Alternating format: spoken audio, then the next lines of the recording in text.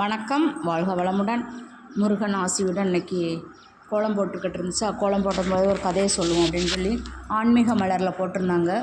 குழந்தை வரம் திருமணம் ஆகவில்லைன்னா என்ன போடலாம்னு சொல்லி போட்டிருந்துச்சு.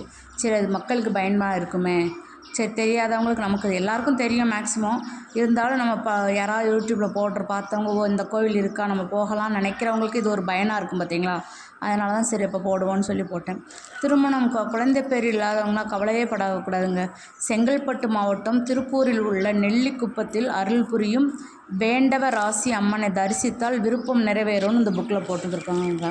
செங்கல்பட்டு மாவட்டம் திருப்பூரில் உள்ள நெல்லிக்குப்பத்தில் அருள் புரியும் வேண்டவ ராசி அம்மனை தரிசித்தால் குழந்தை பேர் கண்டிப்பாக குழந்தை பேர் நடக்கும். திருமணமாக அப்படின்னா திருமணம் நடக்குங்க. பல ஆண்டுகளுக்கு முன்பு இதில் ஒரு சின்ன கதையும் போட்டிருக்காங்கங்க. பல ஆண்டுகளுக்கு முன்பு சிறுவன் ஒரு மாடுகளை மேய்த்தபடி இங்குள்ள மலைக்கு வந்திருக்கான். அப்போ சுயம்புவான அம்மன் சிலை இருப்பதை அவன் பார்த்துருக்கான்.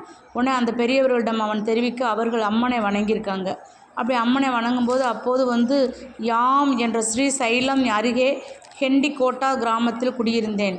தற்போது உங்களுக்கு ஆசி அளிக்கவே நான் இங்கே வந்துள்ளேன் என்று ஒரு அசிரீரியாக கேட்டிருக்கு. எப்படி கேட்டிருக்குன்னா, இன்னொருக்கம் சொல்கிறேன். யாம் ஸ்ரீ சைலம் அருகே ஹெண்டிகோட்டா கிராமத்தில் இருந்து குடியிருந்தேன். தற்போது உங்களுக்கு ஆசி வழங்குவதற்காகவே நான் இங்கு வந்துள்ளேன் என்று ஒரு அசிரீரியாக குரல் கேட்டிருக்கு. உடனே அம்மன் சிலையை மாட்டு வண்டியில் கீழே எடுத்து வரும் வழியிலே அச்சு முறிஞ்சிருக்கு. அப்போது ஒரு சிறுமியின் மூலம் கிடைத்த அருள்வாக்கால் அந்த இடத்திலேயே கோயில் கட்டப்பட்டிருக்குங்க. இந்த வேண்டவராசி அம்மனுக்கு பெயர் சூட்டப்பட்டிருக்கு. 5 தலை நாகமும் மாணிக்க முடியும் கொண்டு அம்மன் அருள்பாலிக்கிறாங்க. பின்னர் சக்தி விநாயகர், வள்ளி தெய்வானையுடன் சுப்பிரமணியர், விஷ்ணு, துர்க்கை சன்னதிகளும் இதில் கட்டப்பட்டிருக்குங்க. திருமணம் ஆகாதவர்கள் வேண்டவராசி அம்மனை தரிசித்து தல விருட்சமான நெல்லி மரத்தில் திருமாங்கல்ய சரடு கட்ட வேண்டுங்க. பின் அர்ச்சகர் தரும் தேங்காய், எலுமிச்சம்பழம் பெற்று வீட்டில் பூஜை செய்து வந்தால் திருமணம் கண்டிப்பாக நடக்கும்னு போட்டிருக்குங்க. இந்த சன்னதி வலம் வரும்போது குழந்தையை சுமந்து நிற்கும் இடுக்கி அம்மனை பார்க்கலாமாங்க. 3 பௌர்ணமி தொடர்ந்து வணங்கி வந்தால் நெல்லி மரத்திலும் தொட்டில் கட்டி எலுமிச்சம்பழத்தை குழந்தை வரமாக கிடைக்கும்னு சொல்லுவாங்கங்க. 3 பேரும் ஆவலோடு நறு நெல்லி கனியுண்டு முறுவல்னி பூத்திருப்பாய், மோகித்து நெல்லிமர நிழலிலே எந்நாளும் முகமலர வீற்றிருப்பாய், சீண்டுகிற துன்பங்களை மாண்டுவிட ஒரு நொடியில் செய்தினியே வாழ்வளிப்பாய், சீயாரும் வேண்டவா ராசியாம் மா உனது திருவடிகள் போற்றி போற்றி அப்படின்னு சொல்லி இந்த இதில் இருக்கிறதா. அப்போ என்னென்னா, குழந்தை வரம் வேணுங்கிறவங்களுக்கும் திருமணம் ஆகாதவங்களுக்கும் இந்த கோயிலுக்கு போயிட்டு வந்தால் ரொம்ப விசேஷமாக இருக்கும், கண்டிப்பாக நல்லதே நடக்கும்னு போட்டிருக்காங்கங்க. தெரிஞ்சவங்க உங்களுக்கு பக்கத்தில் உங்கள் ஊரெல்லாம் இருந்துச்சுன்னு சொன்னால் நீங்கள் போய்க்கோங்க. துட்டு செலவழித்து அவ்வளோ தூரத்துக்கு உங்களுக்கு போகிறதுக்கு முடியலைன்னா பக்கத்தில் இருக்கிற கோயிலில் போய் இப்படி சாமி கும்பிட்டுக்கோங்க, கண்டிப்பாக நடக்கும். எப்போயுமே நம்ம கடவுளை கையெடுத்துட்டோம்னாலே நம்ம கடவுள் நம்ம கூடயே தாங்க இருப்பாங்க, நல்லது தான் நடக்கும். அதில் இன்னொன்றும் போட்டிருக்கான். காதில் காமாட்சி, கழுத்தில் மீனாட்சி. இதுக்கு என்ன அர்த்தம் அப்படின்னு சொல்லி போட்டிருக்காங்க. கண்ணுக்கு அணிகலன் தாட்சிணயம், கழுத்துக்கு அணிகலன்கள் மாங்கல்யம் என்பார்கள்ங்க. மாங்கல்யம் தாங்கும் கழுத்து மங்களமாக திகழ வேண்டுமாமாம் என்பதனாலே சுமங்கலிகள் நெற்றியில் இடும் குங்குமத்தை கழுத்திலும் இட்டுக்கொள்வாங்கங்க. கிராமப்புறங்களில் மணப்பெண்ணை வாழ்த்தும் போது அவளுக்கென்ன ராஜாத்தி, காதில் காமாட்சி கழுத்தில் மீனாட்சின்னு மகராசியாக இருப்பான்னு சொல்லுவாங்க. இதுதான் காமாட்சி என்பதோடு மூக்கத்தி. காமாட்சி என்பது தோடு, மூக்கத்தி என்பது ஆபரணங்களையும், மீனாட்சி என்று திருமாங்கல்யத்தையும் குறிக்கும்னு சொல்லுவாங்கங்க. மாங்கல்யம் இந்த அம்மி மிதிப்பது ஏன் அப்படின்னு போட்டிருக்கு. மாங்கல்யம் தந்துனானே, அதாவது போட்டிருக்காங்க பாருங்கள்.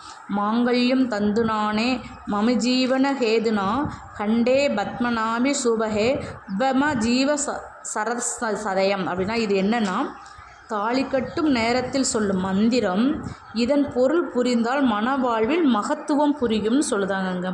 மங்களகரமானவளே, உன்னுடைய இல்லற வாழ்வு நல்ல முறையில் நடத்த வேண்டும் என்பதற்காக இந்த திருமாங்கல்யத்தை கழுத்தில் அணிவிக்கின்றேன். என் மனைவியாக என்னுடைய சுகம் துக்கங்களில் பங்கு கொள்பவளாக சுபயோகத்துடன் 100 ஆண்டு காலம் வாழ்க என்பதே இதன் பொருள்னு சொல்லுவாங்கங்க. இதை உணர்த்தும் மணமகனும் தாலி கட்டும்போது மன வாழ்க்கை சிறக்கும்னு போட்டிருக்காங்கங்க. அடுத்து அம்மி மிதிப்பது ஏன்னு போட்டிருக்கு. திருமணச் சடங்கில் அம்மி மிதிக்கும் சடங்கு இடம்பெறுங்க. மணமகன் மணமகளின் வலது கால் கட்டை விரலை பிடித்தபடி அக்னிக்கு வலப்புறம் உள்ள அம்மி மீது ஏற்றி வைப்பாருங்க. அப்போது மணமகளே, நீ இந்த கல்லை போல வலிமை மிக்கவளாக திட சிந்தனையோடு இருக்க வேண்டும். உன்னை அழிக்க நினைப்பவர்களின் முன் பயமற்று எதிர்த்து நிற்பாயாக என்ற மந்திரத்தை சொல்வாங்கங்க. இது இந்த சொல்வதற்கு காரணம் என்னென்னா, சந்தேகம், சபலம், கோபம், குரோதம், பயம் எல்லாம் வாழ்வில் குறுக்கிட்டு நெருக்கடி கொடுக்க நேரிடம். அப்போது அவற்றை திட சித்தமுடன் எதிர்த்து நிற்பதில் தான் உனக்கு வெற்றி நிற்கிறது. பெண் கற்பு நெறியில் உறுதிமிக்கவளாக இருக்க வேண்டும் என்பதே இதன் நோக்கம்னு சொல்லி போட்டிருக்காங்க. அடுத்து அக்னி சாட்சி. அக்னி சாட்சினா 1000 பேர் கூடி நின்று நடந்தாலும் திருமணம் அக்னி சாட்சியாகவே நடந்ததாகவே குறிப்பிடுவாருங்க. மணமறையில் தாலி கட்டியதும் தம்பதியினர் அக்னியை 3 முறை சுற்றி வருவார். அப்போது மணமகன், அக்னி தேவனே, உத்தமமான அந்த பெண்ணை உன் அருளால் மனைவியாக பெற்ற பாக்கியசாலி நான். இவளுடைய கைகளை பற்றியே உன்னை வலம் வருகிறேன்.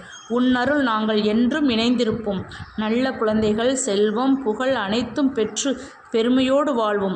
நோய், வறுமை, பாவம் எதுவும் எங்கள் தாக்காமல் தர்ம வழியில் நடப்போம். என்றென்றும் இன்புற்றும் வாழ அருள்வாயாக. நீயே சாட்சி. இதன் அடிப்படையில் அக்னி சாட்சியாக நடந்த கல்யாணம் என்று சொல்வது வழக்கம்னு சொல்லுவாங்கங்க. இப்படி தான் போட்டிருக்கோன்னு ஒன்றா போட்டிருக்கு. அதே மாதிரி நற்றுணையாவது நமச்சிவாயா அப்படின்னு போட்டிருக்காங்க. அது என்னென்னா, பக்தன் ஒருவன் பிரதோஷ நாளில் விரதம் இருந்து சிவன் கோயிலுக்கு செல்வாங்க. அப்போது ஆயுட்கால் முடிந்தவனை சிவகணங்கள் அவனை சிவலோகத்திற்கு அழைத்து சென்றனங்க. அப்போ மண்ணில் வாழும் காலம் வரைக்கும் பக்தனை விட்டு விலகும் தான் உடனிருந்து தெய்வீக சக்தியால் எடுத்து காட்டினார் சிவன். கடன் பாதை எங்கும் அவனுக்கு பின்னால் 2 பாதங்களிலும் தடையும் இருப்பதை சுட்டி காட்டிய சிவன், பக்தனே, எப்போதும் உன் பின்னால் நான் தொடர்ந்து வந்ததை பார். உன்னிப்பாக பார்த்து அவனுக்கு மகிழ்ச்சியுடன் கவலையும் ஏற்பட்டது. ஏன் கவலைப்படுகிறாய் என்று கேட்டான் சிவன். உடனே சுவாமி, தாங்கள் சொல்வது உண்மை என்றாலும் சில இடங்களில் எனக்கு பின்னால் உங்களின் காலச்சுவடுகள் தெரியவில்லையே. அந்த காலம் நான் துன்பப்பட்ட நேரமாக இருந்ததால் என்னை உணர முடிகிறதுன்னு சொல்லுவாங்க. உடனே மகிழ்ச்சியில் உடன் இருக்கும் நீங்கள் துன்பத்தில் காணாமல் போனது நியாயமா? இதற்காகத்தான் என் இமைப்பொழுது கூட மறக்காமல் தேவாரம் திருவாசகம் பாடினேனாம் அப்படின்னு சொல்லுவோம். அதை கேட்ட பலமாக சிரித்த சிவபெருமான், அட பைத்தியக்காரா, எப்போதும் நான் உன்னை தனியாக விட்டேன். முன்வினை பயனால் நீ கஷ்டப்பட்ட காலத்தில் கூட உன்னை தூக்கி கொண்டு நடந்தேன். துன்ப காலத்தில் தெரிவது உன் காலடிகள் அல்ல, உன்னை தோளில் சுமந்து கொண்டு நான் நடந்த என் காலடி தடங்கள் என்றார். பிரமித்த அவன் நற்றுணையாவது நமச்சிவாயா என கண்ணீரை காணிக்கையாக அணிச்சிருக்காருங்க. அதனால் சிவன் எப்பயுமே நமக்கு துன்ப காலத்தில் நமக்கு தெரியாமலே அவர் கரெக்டாக அந்தந்த நேரத்தில் எப்படி வருவாருங்கிறது அது எப்பயுமே சிவன் நமக்கு சிவன் சுவாமியை சொல்கிறாங்க. எல்லாருமே கடவுள் நம்ம கூடயே தாங்க இருக்காங்க. நல்ல மனசு இருக்கிற இடத்துல கடவுள் கண்டிப்பாக நமக்கு கூட தாங்க இருப்பார். அவர் எங்கேயும் போக மாட்டார். சாமியை நம்ம வணங்கிட்டாலே இந்த பாரதியாரே சொல்லியிருக்காருங்க, வலிமையான மந்திரம்னு சொல்லியிருக்காங்க.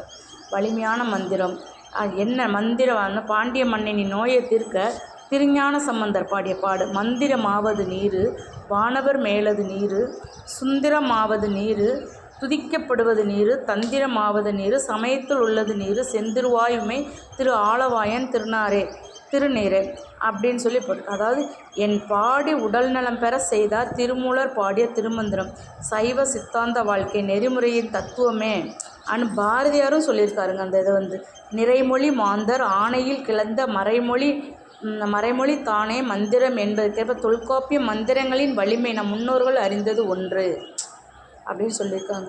அதனால் எப்பயுமே கடவுள் பக்தி, இறை பக்தி நம்மக்கிட்ட இருக்கும்போது எதுவுமே நமக்கு நடக்காதுங்க. நல்ல எண்ணமும் அன்பும் பண்பும் பணிவும் இருந்தாலே போதுங்க, எல்லாம் நல்லபடியாக நடக்கும். என்னோடய சேனல் உங்களுக்கு பிடிச்சிருந்து சொன்னால் லைக் பண்ணுங்கள், ஷேர் பண்ணுங்கள், சப்ஸ்கிரைப் பண்ணுங்கள். மீண்டும் ஒரு நல்ல பதிவுடன் உங்களை சந்திக்கின்றேன். என்னோடய சேனலில் ஏதாவதுன்னா கமெண்ட் பண்ணுங்கள். நன்றி, வணக்கம், வாழ்க வளமுடன்.